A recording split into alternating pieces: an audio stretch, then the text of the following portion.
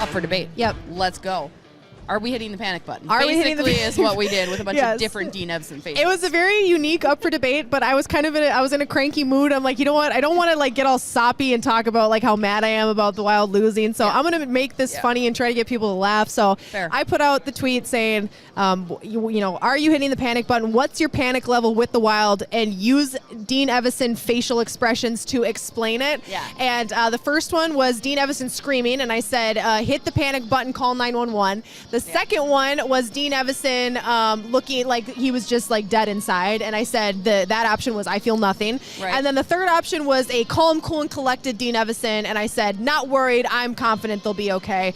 And actually, every single person who interacted with that tweet voted that they were comfortable and confident the Wild would turn things around. Jesse, I'll let you go first, though. You always give me the floor. It's your turn now. What is your panic level with the Wild? We're recording this on Saturday, so the only game happening in between now and the release is going to be the Predators game. They're coming off a possible 3 or 4 points on a back-to-back game road trip. Where are you sitting right now, Jesse?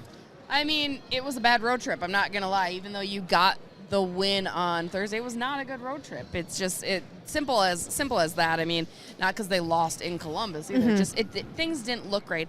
However, I am not hitting the panic button. I'm somewhere in the middle, right? Like as you guys have all known and as I have predicted, the goaltending situation continues to be a concern.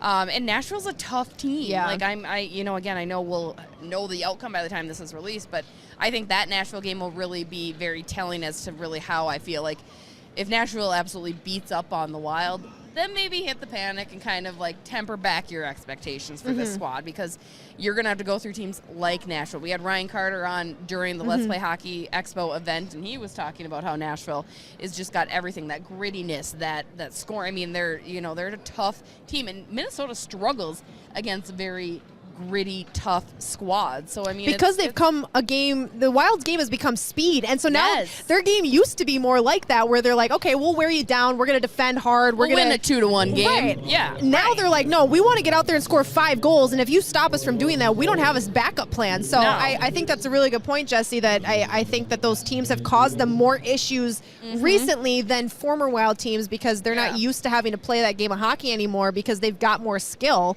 And not to say those teams don't have skill, but it's just a very different kind of game when you play that way. So you're somewhere in between. I'm somewhere in between. Okay. I mean, because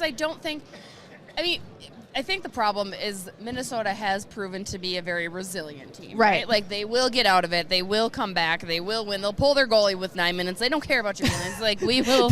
They do. Can we talk about that for just a second? Dean Evison does not care about anybody's feelings, because, and listen, when Patrick Waugh did it back in the day, I thought it was hilarious, because I'm like, give me all of the chaos. I don't care if they score 7 empty net goals. Right. Now Dean does it. I'm sitting at home biting my fingernails on the verge of tears, because I'm like, please do not give up all these empty net goals.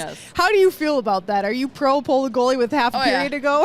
Which is funny, because I feel like it should be, that's more your MO, I know, right? That's like the thing. I'm pro chaos, but I hate this for some reason. You know what? The only reason I hate it, RIP my stories, because I have to rewrite my entire story every single time. That's and I do it for the sake of you fans, because usually I write the story early, because that's proven to be a reverse jinx, and Minnesota comes back. She's the person of the people. Person for the people.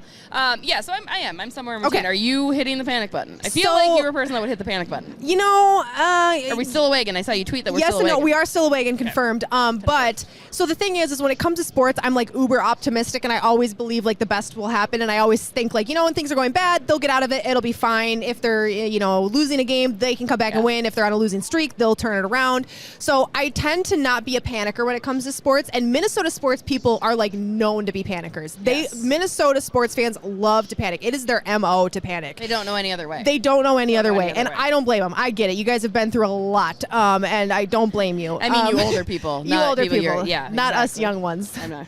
I've seen things. I've seen some things. Yeah, I'll get there eventually. I would say I'm probably somewhere in between like you, but leaning more towards not being worried. And to be honest, there's been days through this stretch stretch where I have been so stressed out because it's just we don't get a reprieve. It's just there's a game after game. I don't even have a chance to like not be sad for a day because I'm like they play again tonight and they might lose again tonight. But honestly, talking to some of the guys and girls that we talked to this weekend at the Let's Play Hockey Expo made me feel a little bit better about the situation. We talked to Ryan Carter, we talked to Kevin Gorg and Michael Russo, and they brought up the same. And Matt Dumba. Matt Dumba was here for the boys. He was here for the boys. The boys are getting up, he said. So just stay tuned for that. The boys are getting up. And, you know, they were saying how this stretch of games where I think the Wild on Sunday will be game 58 of the season, if I'm remembering correctly, but they said game 40 through game 60 is the toughest stretch of time for players in an NHL season. Just because you're out of the lust of the new season, you are getting into the phase where things are tightening up in the standings, points matter a lot more. You might be dealing with injuries at this point if you haven't already. If you're not in the playoffs, you're battling to get into it. If you're in the playoffs, you're battling to stay in it, and it's just a lot. It's a grind. And so hearing that made me feel a little bit better that like, okay, this is a thing. You know, a lot of teams go through this, and that's what I always remind myself when things are going poorly for teams I'm rooting for is that every team goes through that at some point, and I just hope that the team can find a way to get out of it. This homestand that the Wild are gonna have coming up here, starting with that Nashville game on Sunday, is going to be huge to see. Can you get some points out of some good teams that are going to be coming to the XL Energy Center in this homestand? Yeah. So that's going to really determine a lot. And then after that, there's only a month left. So it's going to be make or break time. Let's go.